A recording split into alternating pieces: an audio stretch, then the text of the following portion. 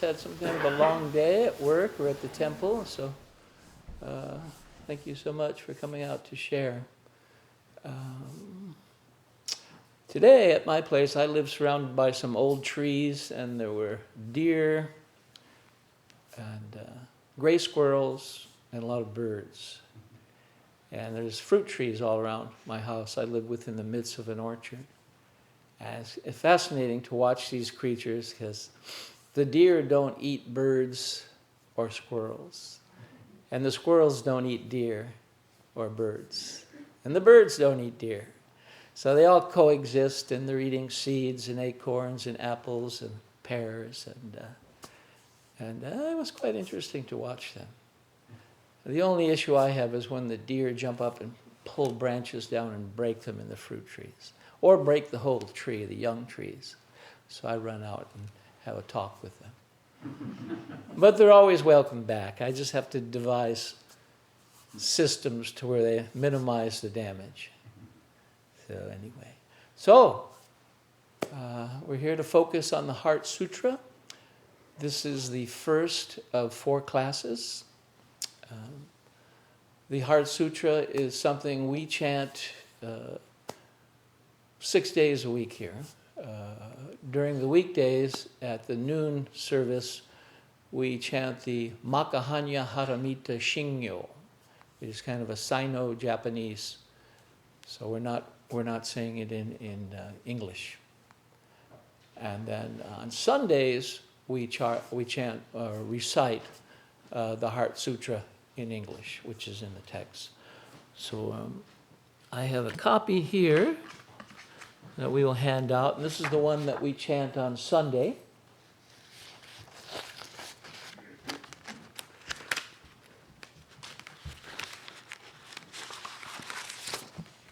Let's give you just a little bit more. Is that enough? A couple more. That's enough.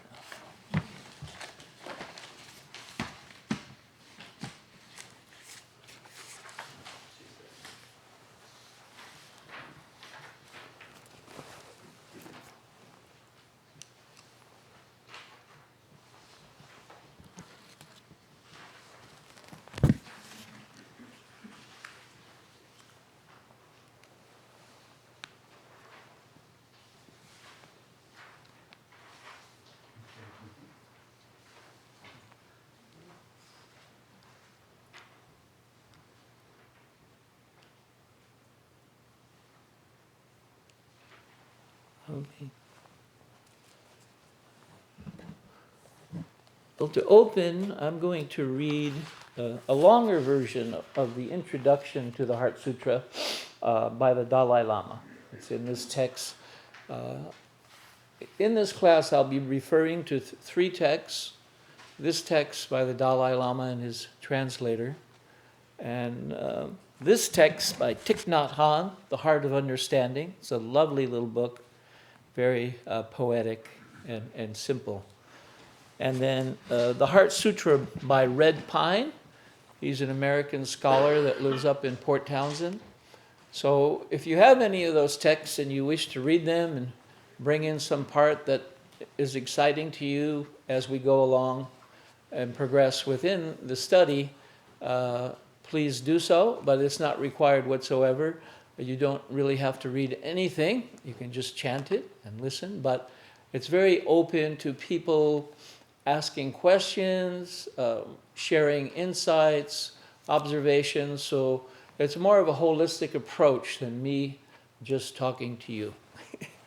We're all here together to explore the Heart Sutra.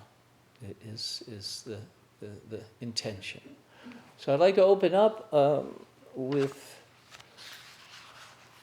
how this Heart Sutra unfolds historically. Thus have I once heard. The Blessed One was staying in Rajagir at Vulture Peak, along with a great community of monks and a great community of bodhisattvas. And at that time, the Blessed One entered the meditative absorption on the varieties of phenomena called the appearance of the profound.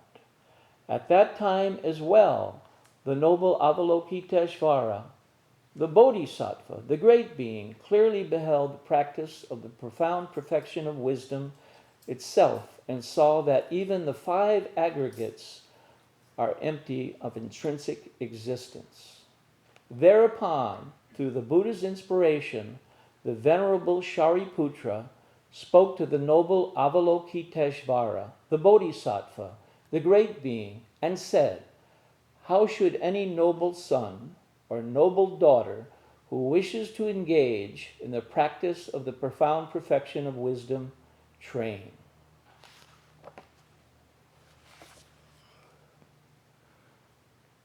So it begins by the Buddha is in deep samadhi, silent. And the Bodhisattva Avalokiteshvara is there, receiving the teaching silently from Buddha. And the Shariputra asks the question to Avalokiteshvara, that's the beginning of this sutra. The question is asked, how should a noble son or noble daughter train? And Avalokiteshvara responds. That's the Heart Sutra. It's the teaching through the Buddha. Avalokiteshvara is channeling it, so to speak. And Shariputra is the one that has asked the question, so the answer is to Shariputra, who's considered one of the Buddha's wisest disciples and a bodhisattva in his own way. And thus, the Heart Sutra begins.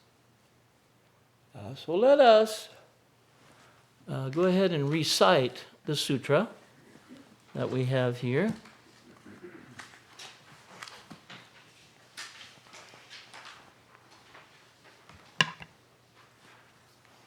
Avalokiteshvara Bodhisattva, when deeply practicing Prajnaparamita, clearly saw that all five aggregates are empty and thus relieved all suffering. Shariputra, form does not differ from emptiness. Emptiness does not differ from form. Form itself is emptiness. Emptiness itself form. Sensations, perceptions, formations, and consciousness are also like this. Shariputra, all dharmas are marked by emptiness. They neither arise nor cease, are neither defiled nor pure, neither increase nor decrease. Therefore, given emptiness, there are no forms, sensations, perceptions, formations, or consciousness. No eye, ear, nose, tongue, body, or mind. No sight, sound, smell, taste, touch, or objects of mind.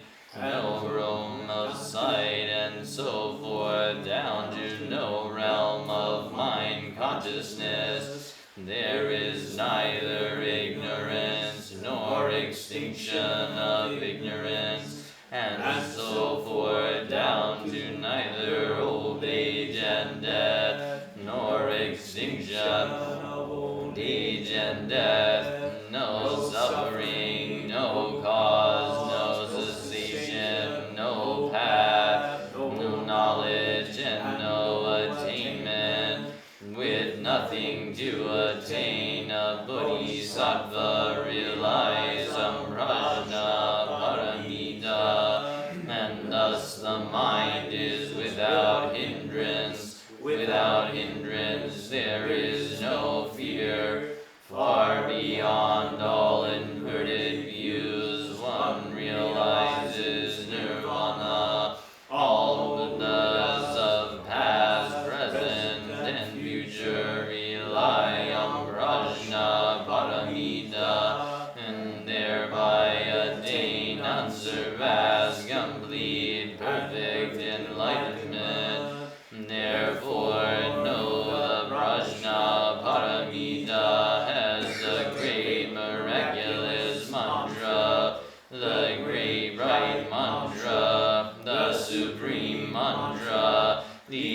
incomparable mantra which removes all suffering and is true, not false. Therefore we proclaim the Prajna Paramita mantra, the mantra that says Yate Yate Parayate Parasamyate Bodhisattva.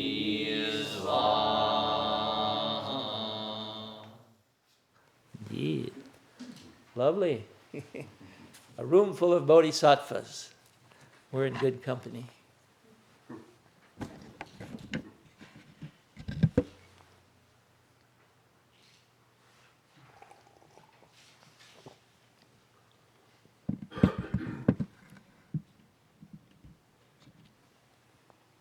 So, have some people been exposed to this sutra in other places?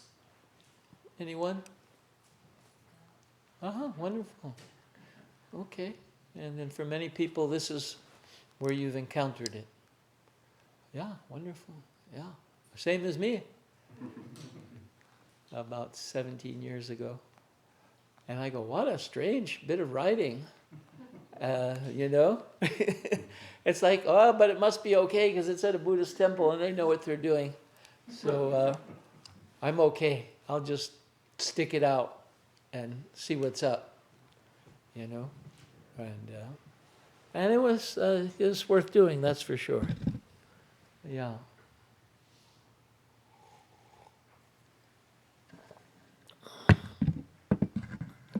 So the Heart Sutra is not about the human heart so much as it is about the core teachings of Mahayana Buddhism. It's the heart of the matter. It's the pith of the matter, the teachings of Buddha. So that's basically where that name comes from. Or in Sanskrit, it's Bhagavati Prajna Paramita Hrideya. I don't speak Sanskrit, but I know a few words and so forth. If there's a Sanskrit scholar here, please talk to me later. But a number of the sutras and work we do here, there's Sanskrit, there's Chinese, there's Japanese, there's Pali, and English. So there'll be a bit of this and that. That's just how the teachings have come down through the centuries. And so that, to me, that makes it quite interesting. It's just available to everyone. And we're all learning those different words and little bits of this language and that language. And it makes it a more full and dynamic experience to have such diversity. So there you have it there. So Heart Sutra is one of the Prajna Paramita. It's a body of work. Prajna Paramita is the goddess of wisdom. It's also a body of work, a collection of sutras. The Mahayana is the great vehicle. Mahayana, great vehicle. And so the sutras are within this body of work, Prajna Paramita, the perfection of wisdom. Not to be, it's an interesting translation because we're not trying to be perfect, and it's not about perfect, it's more of the embodiment, the unfolding, the nurturing of wisdom. Perfection of wisdom is Prajna Paramita. Prajna being wisdom, Paramita, perfection. So we're unfolding the wisdom within the sutra. And Prajna Paramita, there's a little sculpture up there on this beautiful new altar and this painting that just happened about a couple weeks ago, that lovely painting. So the Buddha's in the center, and to the Buddha's left, there's a little wood sculpture there, and that's a image of Prajna Paramita, the goddess of wisdom. And mother of Buddhas, Prajna Paramita.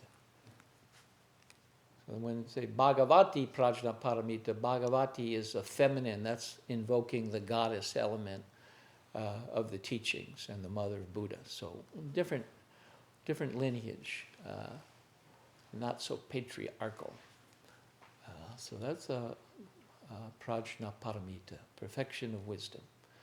So the Heart Sutra is the shortest sutra in the Mahayana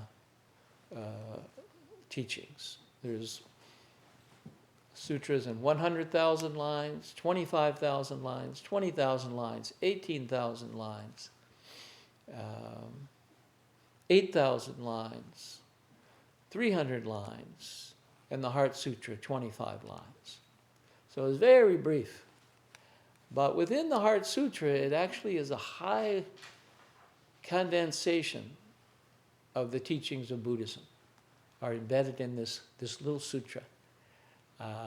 And according to all the scholars and everybody you read or people you talk to, this sutra, the Heart Sutra, is chanted all over the world. It's very popular. One, it's short, but also it's very intriguing, and it contains some of the core teachings of Buddhism. So it is chanted apparently all over, wherever there's Mahayana Buddhism. So Japan, Tibet, China, Europe now, US, South America, and so forth and so on. It's chanted everywhere. And it's quite beloved.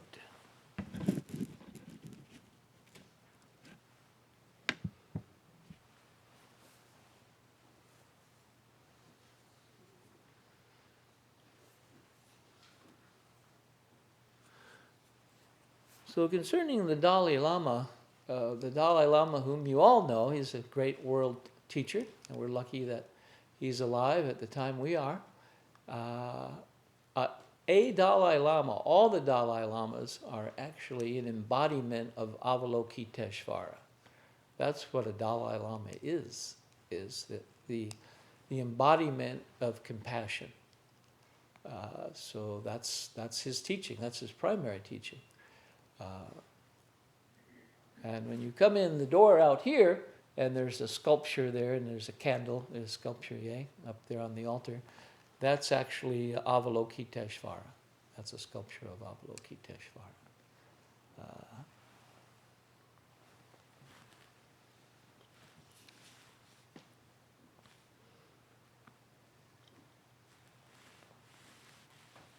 So a sutra, that actually means strand or thread. In Sanskrit, that's what a sutra is. And sutra in Buddhism, those are the teachings of Buddha specifically. That's what a sutra is. It's a thread or a strand. You could say it's a strand of pearls of wisdom. So that thus is a sutra. And even in Vedic culture, in what we call Hinduism, they have sutras. They use the word sutra also. It's different, but it's their teachings also. I think the weaving together of the medicine of spiritual teachings. So this is a sutra. So that's what we're exploring.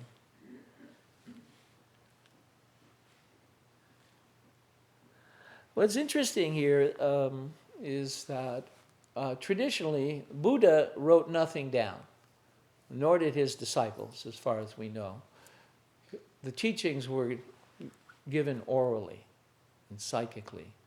And so the oldest writings that we know of at this time, like in the Mahayana, is roughly around 100 BCE.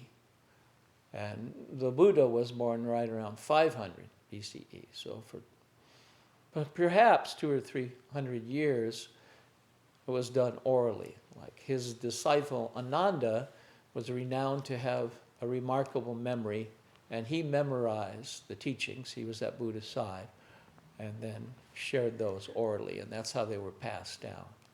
So it's not a literary tradition, from the beginning. It's an oral tradition.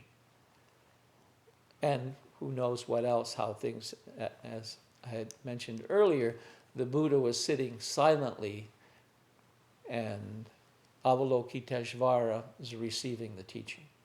That's on a whole more subtle level, and perhaps a lot of that happened at that time. So books weren't really written for several hundred years. And there's the Pali Canon, that's Theravadan Buddhism in Sri Lanka and Thailand. That's not Mahayana. It's as vital. It's just a different flavor, a little bit different focus and different history, but it's all Buddhism. But within the Mahayana is what we're exploring here with the Heart Sutra.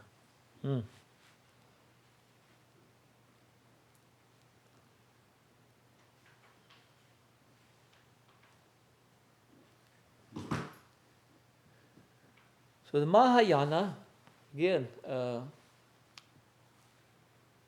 great vehicle, oftentimes referred to, because in the Sanskrit it would be referred to as a ferry boat.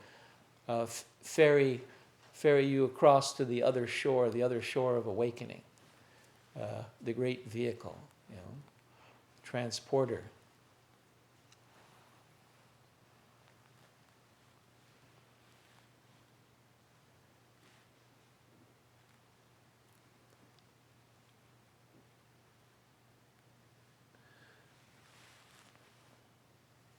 So the first turning of the wheel, as is commonly spoken of and taught by Buddha, after his enlightenment under the Bodhi tree,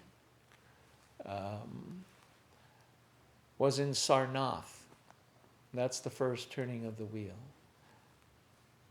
which is about 8 miles outside of Varanasi, which is the most holy Hindu city in India. And what's interesting in context is the Buddha reportedly studied in Varanasi. And at that time, there was what we call Hinduism. It was Vedic culture and the Brahmins, the Brahmin priests and the caste system. That existed, extensively then. Vedic literature goes back a long ways. They had sacred texts. So the Buddha was around these folks, and the Jains. Jainism is a religion in India. And Mahavira was a contemporary of Buddha. So Jain is still a religion in India. There's just a few million people there. And a good part of India is what we call Hinduism, but there's a huge, broad range of deities and so forth. That's very complex. But it's Vedic culture and Brahmanism. And the Buddha was there. So the Buddha rose out in that context. He actually questioned and debated and studied with these people. And out of that context rose Buddhism. For instance, at that time, karma, the Jains, practiced and knew about karma and working with karma. And Vedic culture definitely did, and the Buddha, so would debate these, and he says, yeah, I agree with that aspect. Karma, is an important aspect. So karma is central to Buddhism. That is Buddhism, a good part of Buddhism, an important part of Buddhism. And the teachings, revolve around, that's a very central element, is karma. And purifying our karma, being conscious that we are creating karma in our thoughts, our words, and our deeds. And so many of the teachings are working with that, so that one is not deluded with the defilements that our mind can go. And also, so much of Buddhism is about being aware of this, transforming it, and creating more wholesome thoughts, words, and deeds in our life. So we all have that capacity. We all have that choice. And one of Buddha's a very important teaching back when he was studying in the context of these other religions is that gods don't determine your future. You do. You have the choice. As an individual, you have the capacity to transform your own life. And that's very central, to take responsibility. So the Buddha said, you don't have to take my word for it. Just put this practice into action and then tell me if there's any, positive results, negative results, what have you. So it's open for discussion. But these are the teachings. I highly recommend, he says, that you wholeheartedly engage them, and then you'll see for yourself what it can do to benefit your being and society. So that's what we're attempting to do here.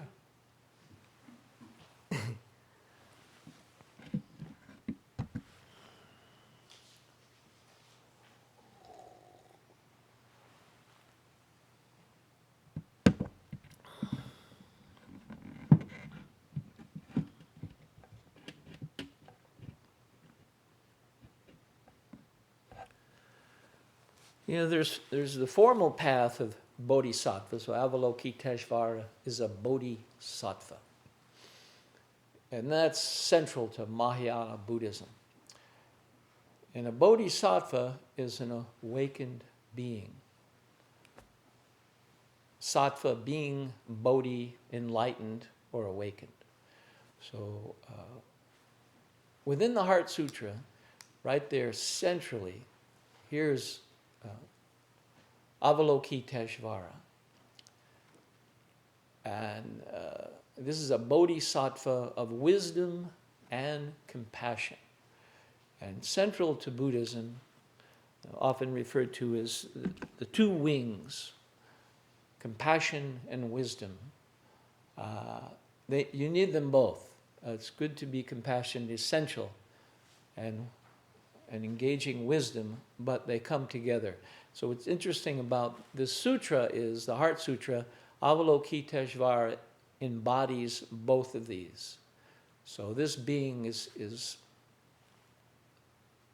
bringing forth this teaching to Shariputra, and this being is an embodiment of wisdom and compassion. And again, Dalai Lamas are the embodiment of compassion. That's the central teaching of the Dalai Lama.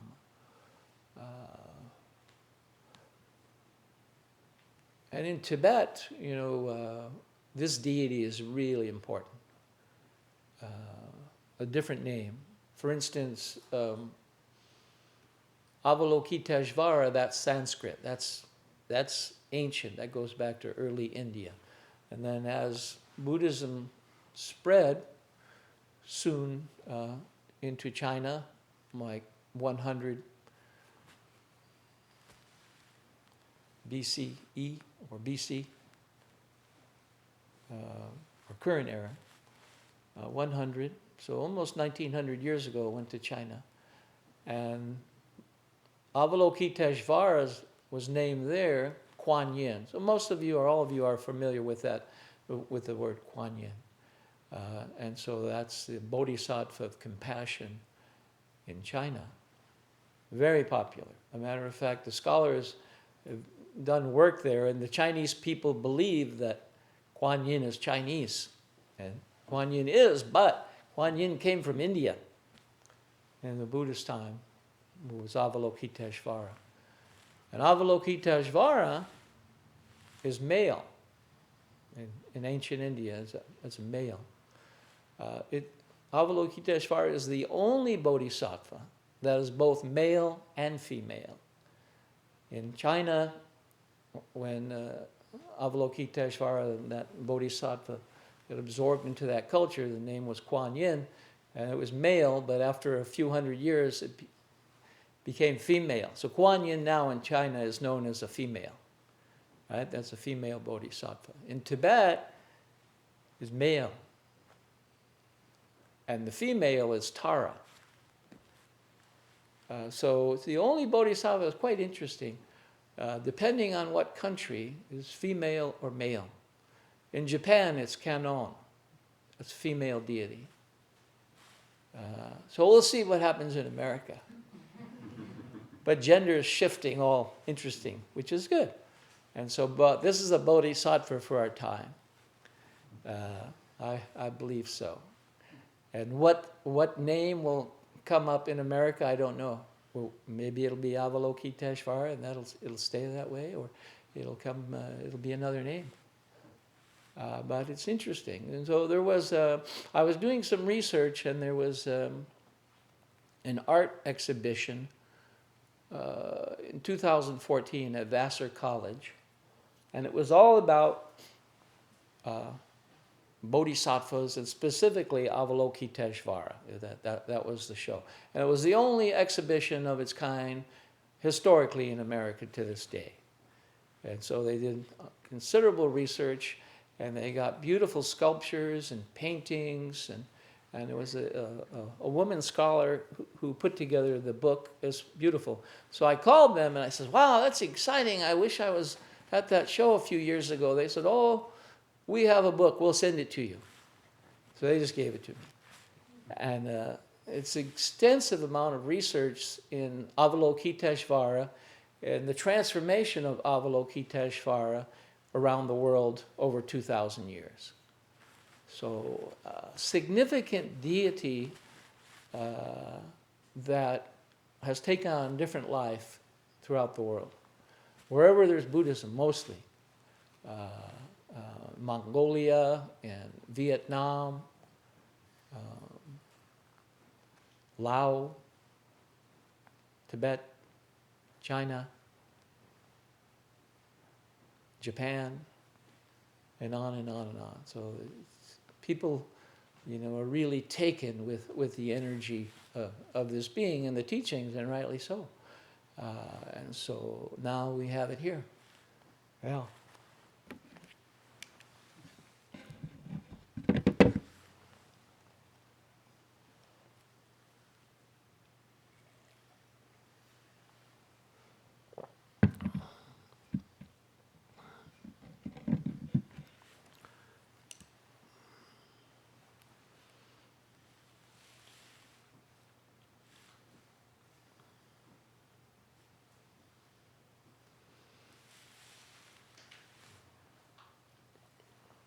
So on this sculpture here of Avalokiteshvara at the entry, and many sculptures, oftentimes they wear a headdress. It's not necessarily a crown like a king or queen, but it's a headdress. And if here's a headdress here.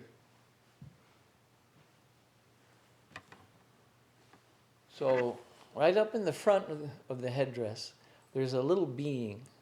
It's Amitabha Buddha, the Buddha of infinite light.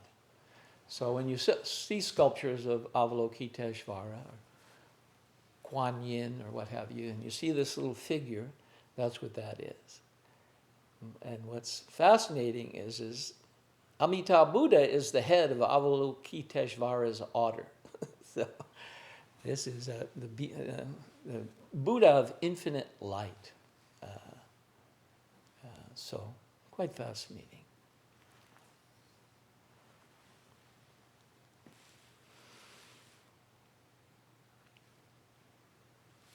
So as I had mentioned, China, it's Kuan Yin. Japan, Kannon or Kanzian with a K. And Tibet, Chenrezig. And in Tibet,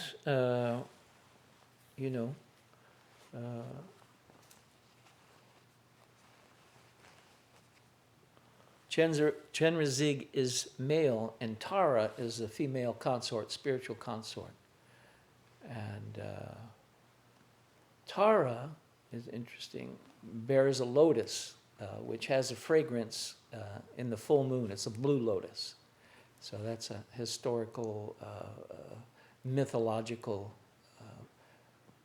being who is bearer of the lotus. And in Tibet, they have this interesting chant, Om Mani Padme Hum. Many of you probably have heard that. That's the jewel in the lotus. Om Mani Padme Hum, Om Mani Padme Hum, Om Mani Padme Hum. Or Padma, the bearer of the lotus. So in this picture here, it's a reproduction of a cave painting, Ajanta. So in western central India, near Mumbai, there's these ancient caves that go back maybe 2,000 years, where their paintings and sculptures were done by really quite accomplished artists. It's all Buddhist art. It's one of the great treasures of India. And apparently, a couple hundred years ago, there was a group of British hunters, and they were going through the jungle, and these caves were completely overgrown. They hadn't been occupied for some centuries. So they had rediscovered these caves, a beautiful horseshoe end of a valley with a river running through it. So actually Buddhists lived and practiced within these caves, and artists, very accomplished artists. And they produced work over 6 or 7 or more centuries of paintings and sculptures. So this painting, it's on the wall of the cave, it is a painting of Avalokiteshvara, roughly 1,600 years old or so, somewhere back there. Avalokiteshvara is holding a lotus. And this is, at the time, a male, but this is a very androgynous being.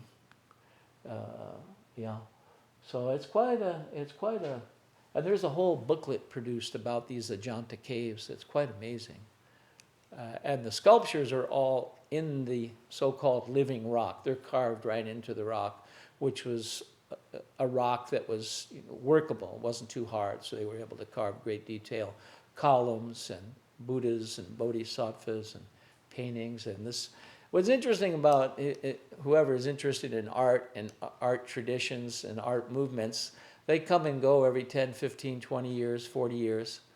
Well, this tradition went on for centuries and centuries and centuries, right? Or if you go into the caves of France, they go back 30 or 40,000 years. So that's quite a long art tradition. Now they're getting more micro, 5, 10 years. Well, it's obsolete. We'll see.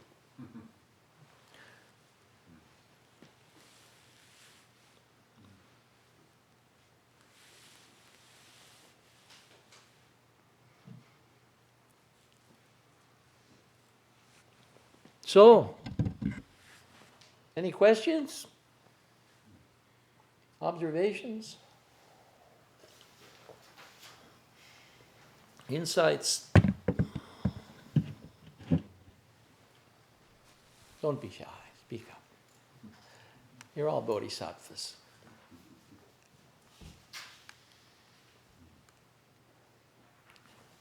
Is this all of the Heart Sutra here? Huh? Yeah, that's the Heart Sutra that we chant. Yeah, that's 25 lines. It's roughly 300 words. The next sutra, as far as length goes, is the Diamond Sutra. So we've studied the Diamond Sutra here a few years ago. That's 300 lines. This is 25 lines. And then we studied the sutra in 8,000 lines here. You were here, Mario, I think. No? A little bit. For the Diamond Sutra. Yeah, and the Lotus Sutra. And the Lotus Sutra. Yeah. But not the Edward Combs 8,000. Right. I have it, but I also found one at 25,000 line Oh. at the Smith family one day years ago, Mm-hmm. and I'd never seen it before. Blue. paperback. Oh, yeah. And but that's in some ways it's pretty slow reading. Yeah, I guess. Dense, high compression of amazing teachings. Mm-hmm. It's funny, Kate, my wife, we were in Corvallis, and we were in this store where they sell Asian artifacts. Oh, I forget what it's called. yeah. But there was these statues there, these Buddhist statues, and she really liked this one, and I thought, well, I'm kind of looking for a Buddha, but I'm just going, that's, you know, it's so funny, it's just so sectarian. I'm going, that looks more like a Hindu thing. I'm kind of looking for, you know, for Buddha. Yeah. Right. She's going, no, let's get it. And I went, okay. And he's not really sitting in a lotus position. He's kind of sitting, kind of like this. Oh. He's kind of like sitting there. And so we got it home, and we Googled it, started looking through all these images. Finally, I came upon it. And it was Avalokiteshvara. And it was taken from it was a replica of a wall in India. Mm. And so I got that statue, I put it outside on some bricks, and then Connie Bender, the astrologer, she passed away a while back. Oh, yeah. And she had Kuan Yin in her backyard. Oh. So I was able to get my hands on that. And so there you have it. I have the male Avalokiteshvara and then Kuan Yin. Oh. And they're sitting she's standing there and he's sitting. Oh. And they're like right next to each other. Uh-huh. So it's kind of interesting. It's almost like what's the word? Anyway, there's something magical about that transition taking place simultaneously. Uh-huh. Both sitting there. I see. Same Bodhisattva, Mm-hmm. but in two different aspects. Yeah. Oh. It's kind of neat. Yeah. Different perspective. Oh. I see. Well, I had a stray cat wandered into my life a number of years ago. And so, you know, it's a love story. And so the cat came to my house, and I go, what are you doing here? And I go, I don't know what to do with you. And so the cat, just because it was all scraggly and kind of beat up, had a hole in its head. I go, oh, the poor thing, but I don't know anything about cats, so you just need to go, you know. And the cat's just sticking around, and I call people. I said, well, what do you do with a cat? I don't know anything about cats. And well, you got to take care of it. You know, no, I don't want a cat. And so I'll buy some food, and then I'll take it down the road in about a week to the park.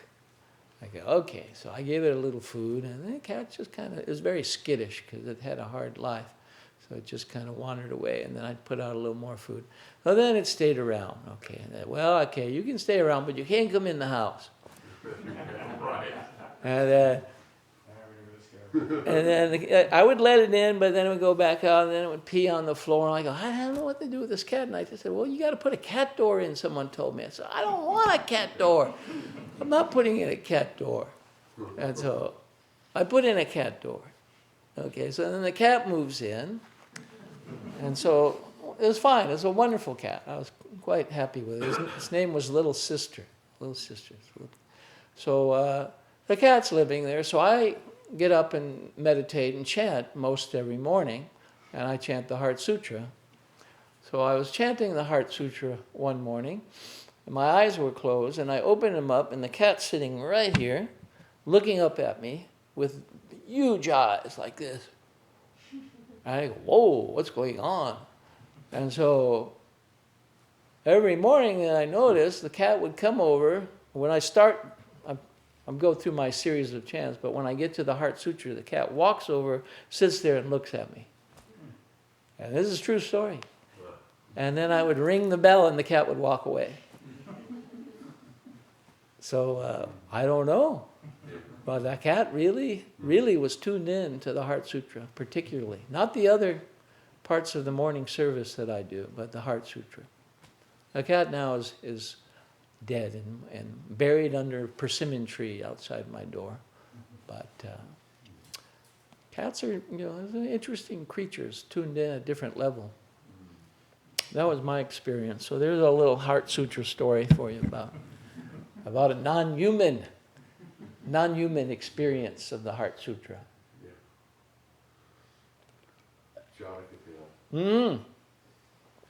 Yeah. Maybe the deer and the birds will come in next. They're a little more elusive, but they're coming closer. They're getting more friendly slowly. So we'll see. Kogi. You had a question? Thank you. Yes, I did. You mentioned that the Buddha first started studying in India, Yes. where they had teachings about deities. So did the Buddha learn about deities? And if so, which ones do you think he may have learned? I don't know. From one level, there's been Buddhas for millennia. There's a mythology in Buddhism. So one Buddha is a historical being,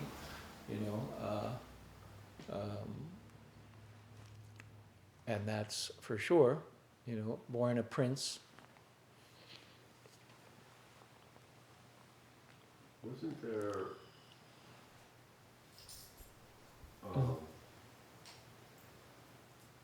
after Buddha's enlightenment, and he said, I'm not going to be able to explain this to people.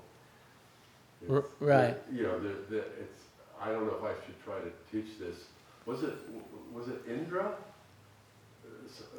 Some god that came down and said, no, you need to do this. Have you ever heard that? I don't know that one, but That is in the Pali Canon at least. Yeah. There are Deva realms in the Pali Canon, the Theravada tradition, and those tend to include most of, or a lot of the Vedic sort of gods, Brahmanical gods. And that is part of the story also, at least in Theravada Buddhism. Yeah, right. What were Where? those realms called again? Sorry? What were those realms called? The Deva, D-E-V-A, the Deva realms, which I don't know as much about Mahayana yet. yeah. Mm-hmm. But, Yeah. Well, there's a historical realm of Buddhism. There's a mythological. sure. There's Right. a very expansive. So there's much to study and learn within the context of Buddhism. More than a lifetime. Yeah. No Yeah. way. And there's the Mahayana, and then there's the Theravada, which is the way of the elders, which is primarily in Thailand and Sri Lanka, and they have the Pali Canon, so it's a little different than the Mahayana, but it's all Buddhism. It's very, very vital. It's different histories and flavors. That what's amazing about Buddhism in America to me is just about every sect of Buddhism is here. Just on the West Coast, there are numerous monasteries, temples. There's Thai forest people in Southern California. There's various Zen groups. So there's quite a broad spectrum. Probably nothing quite like it historically in the world. So we are living in a very unusual time right here in the U.S. That you have access to many possibilities of engagement and study and books and so forth that was really never available to the public like that. You were going to say something or ask a question? Or no? Well, I can ask a question. Okay, so at the beginning of we have the 5 skandhas. So form, sensation, perception, formation, and consciousness. Mm-hmm. And following that, it looks very much like a reference to a set of teachings that I'm familiar with, when they're talking about the various senses, and then so forth down to no realm of mind consciousness. Mm-hmm. We're talking about various realms of something. Can you speak a little bit about what they're kind of getting at there? Right. In the sense that there's a lot more there than I'm really getting. Yeah. No, that's for sure. This sutra is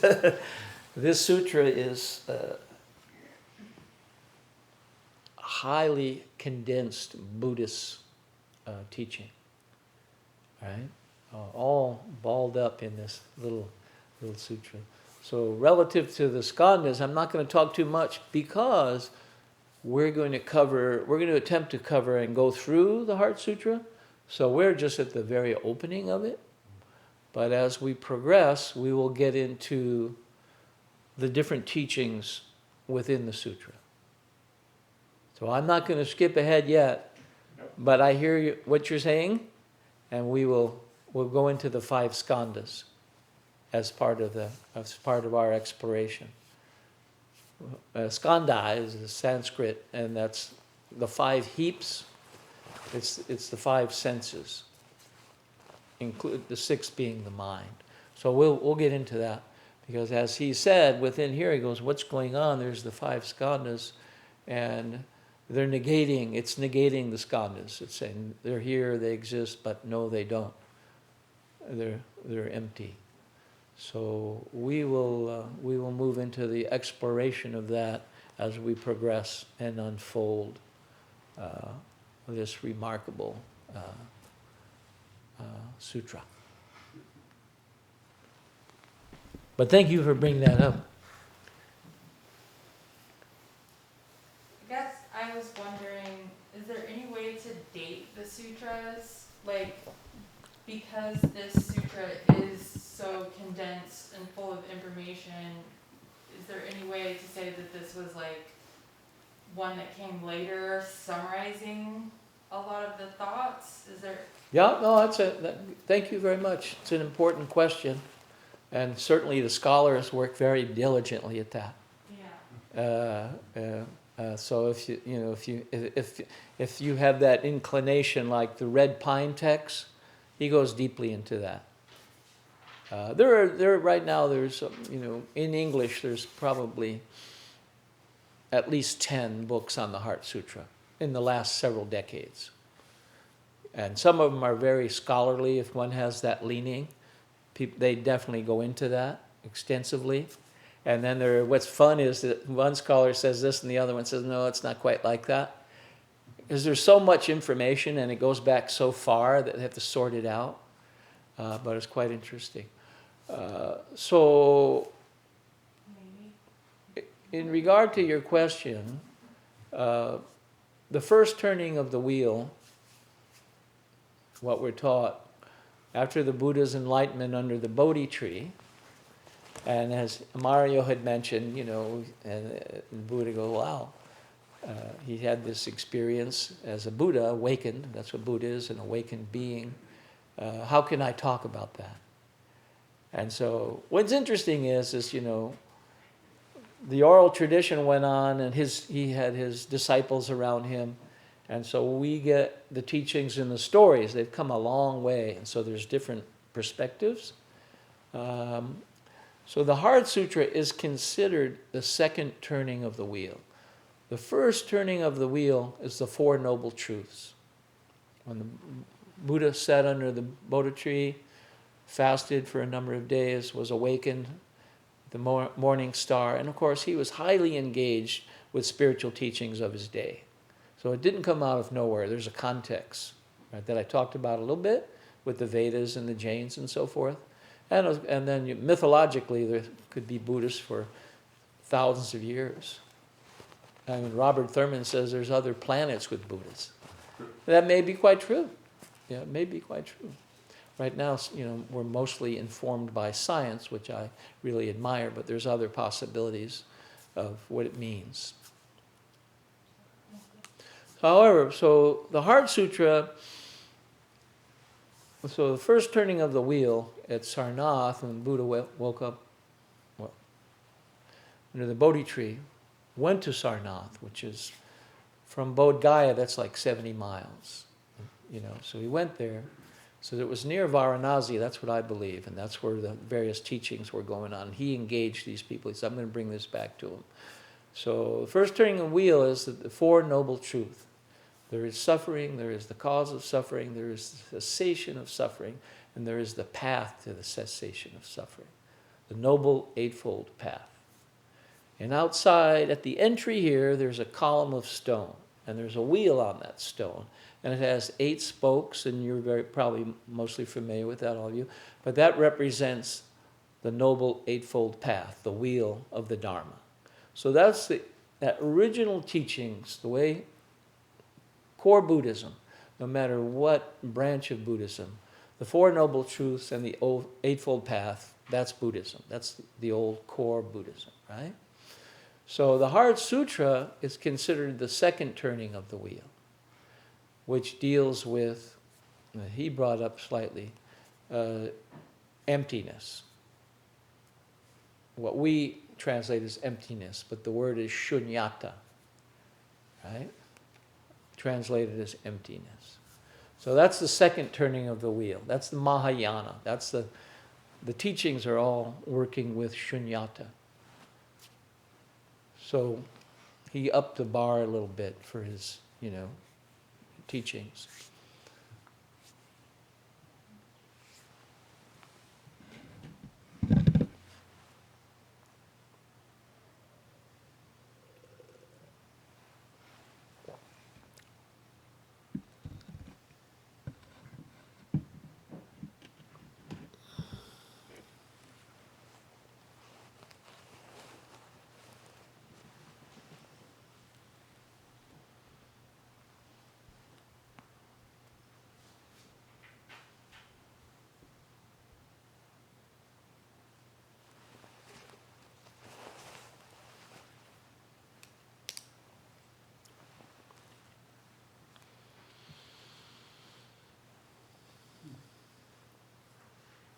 So when it's talking about how emptiness does not differ from form, does that, I've always had the question of like, well, why does anything exist at all? Why isn't there just nothingness?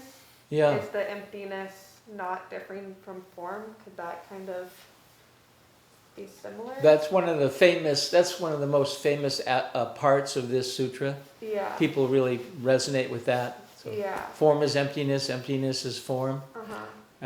Well, we'll get to that, but I'll Okay. respond a little bit to what you're saying, So basically, when people hear this, what they think of is nihilism, like, oh, well, nothing exists, there's nothingness, and that's not what this sutra is about at all. It's just got a different flavor, and when you translate Sanskrit or Chinese, those are the oldest texts, into now English, they use the term emptiness, and in our culture, emptiness has certain meanings. Oftentimes, well, it's empty of any meaning, it's devoid, as what you're exploring. And I'll just say that that's not at all what this sutra is teaching.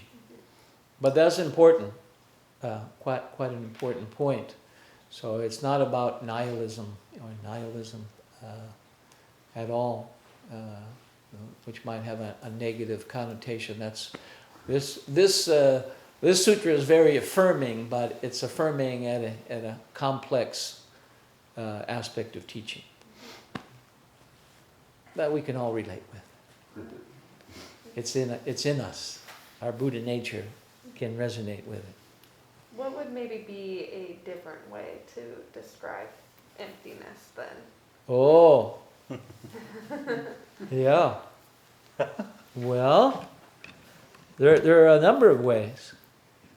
Thich Nhat Hanh uses the term interbeing. Interbeing. So things that are empty, inter-are, and inter-be. And what he's getting at is everything is intimately connected. And that's emptiness in the Heart Sutra. It's empty of a isolated and personal self. It's empty of intrinsic existence, which means I'm an absolute Kogen sitting here, and I am, at some level I am, but we are far more than that. And that's what interbeing is. That's Thich Nhat Hanh's, and he's got this lovely little book, very poetic.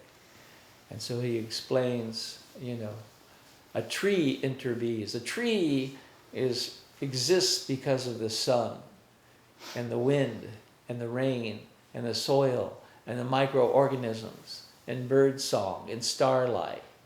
And they're not separate, and they're all informing one another. That's interbeing. Right? So emptiness is that's the flavor.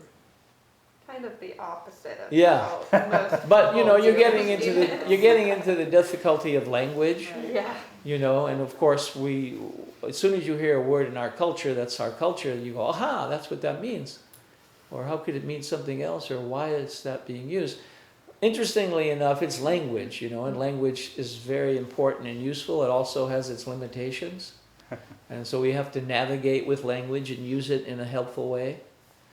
And so potentially that word will be phased out and there'll be another word that's used. Like Thich Nhat Hanh uses interbeing instead of emptiness. He does use emptiness, but to illustrate that, he says interbeing. This fellow. Oh, I'm glad that you asked this question because it's something that I kind of like cycle in and out of like doubt and confusion about. And I always find when I'm feeling most confused about it, like I'm thinking like emptiness, like, okay, like it just isn't anything.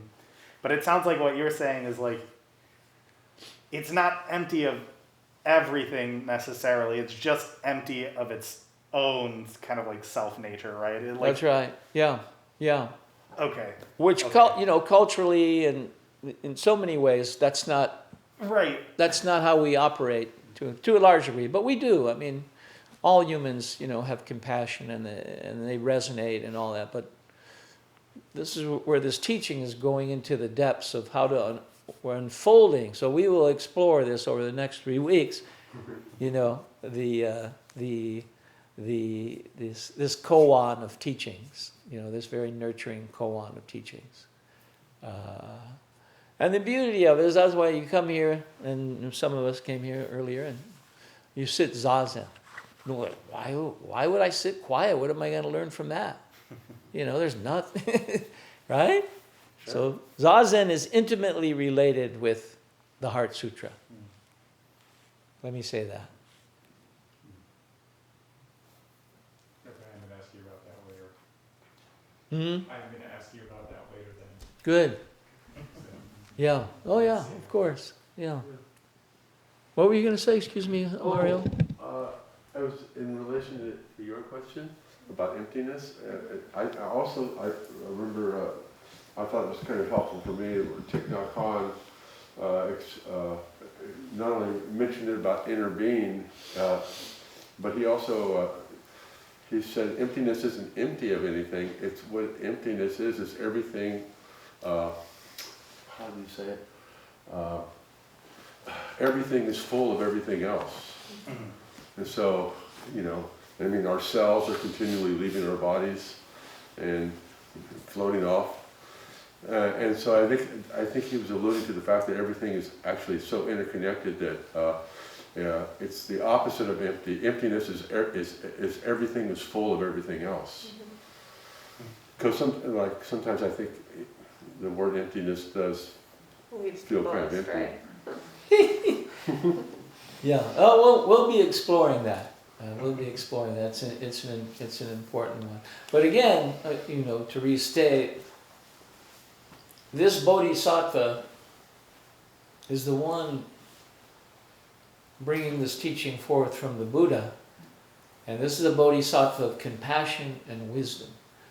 But a particular type of wisdom, wisdom beyond wisdom, is prajna.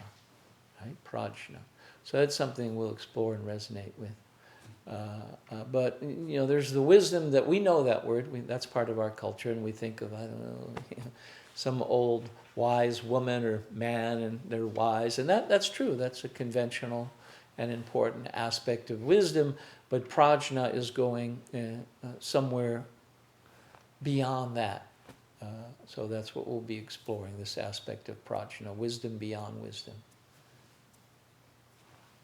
I was just curious, I took Judy's class before this, and she mentioned us that you've been studying the Heart Sutra for some long number of years. Uh-huh.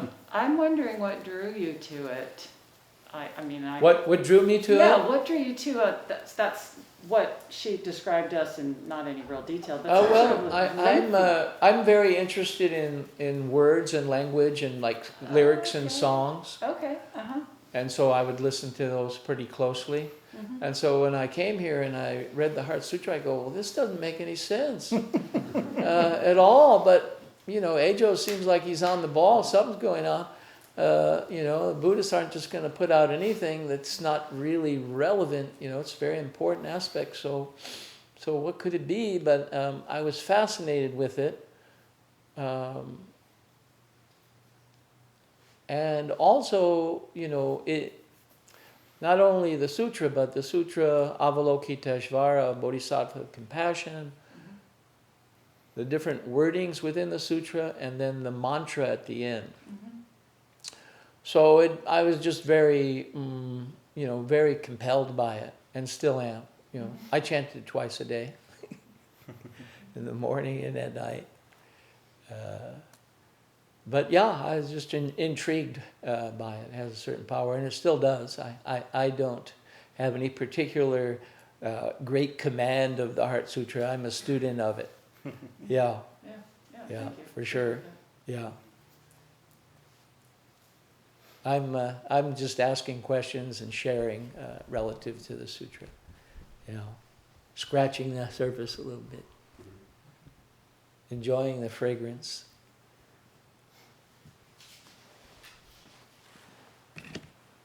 Well. Mm-hmm.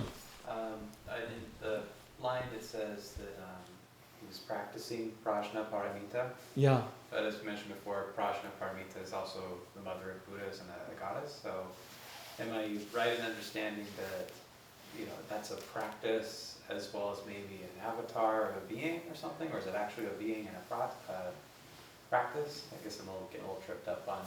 Yeah. I'm not quite understanding your question. Would you please? Yeah.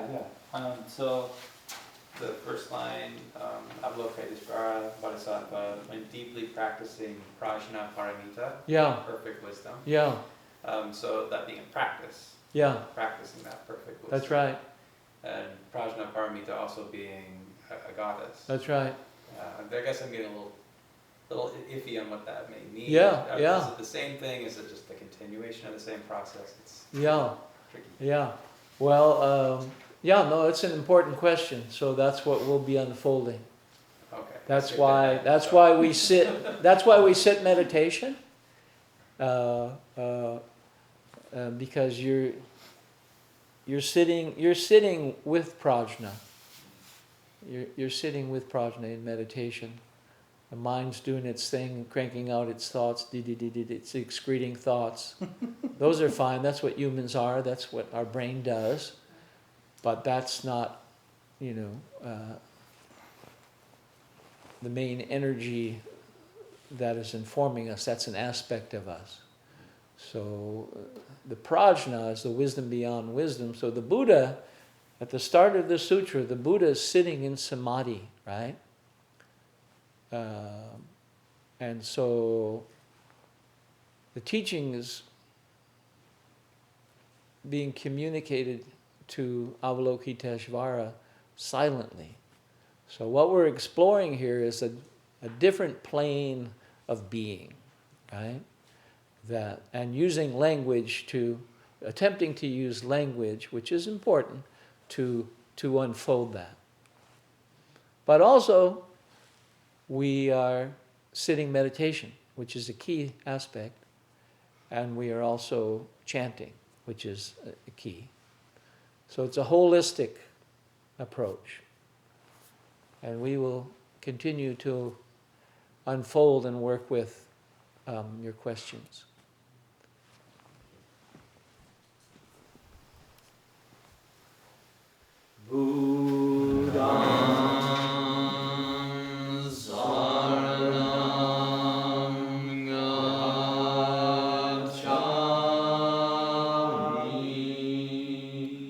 This and all our teachings are offered free of charge. If you would like to make a donation, please visit our website at buddhaeye.org and click the donate button at the top of the page. Thanks.